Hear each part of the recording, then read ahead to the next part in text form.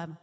Le 8 mars 2022, des femmes étaient tabassées et exfiltrées parce qu'elles étaient accusées d'être transphobes. Je découvrais ces allégations-là. C'est ce qui m'a donné envie de faire 1 an d'immersion sous une fausse identité dans les milieux militants d'ultra-gauche.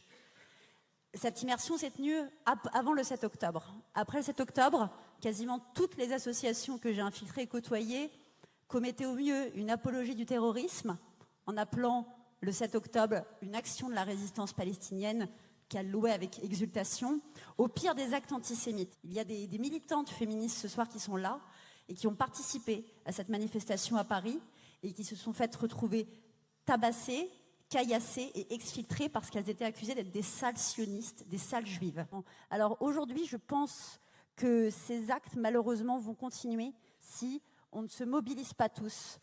Et dans l'impression que j'ai quand j'interviewe chaque jour des étudiants, eux se sentent très seuls. Ils ont l'impression, quand ils sont jeunes, face à ce qu'ils ingurgitent sur les réseaux sociaux, notamment sur TikTok, où l'on peut voir des listes qu'ils se créent de stars qui nieraient justement un génocide à Gaza. Eux se disent, mais comment on fait pour être du côté du camp du bien? Et je pense qu'en continuant à les informer, tous ces jeunes qui se sentent très seuls et qui n'ont justement pas accès à cette histoire et à ce point de vue-là, eh bien, nous pourrons peut-être faire reculer, ne serait-ce qu'un minimum, l'antisémitisme qui continue malheureusement à monter en France et qui permet cette convergence des luttes autour d'une seule raison, l'antisémitisme et la haine des Juifs, en tout cas l'ultra-gauche. Merci beaucoup.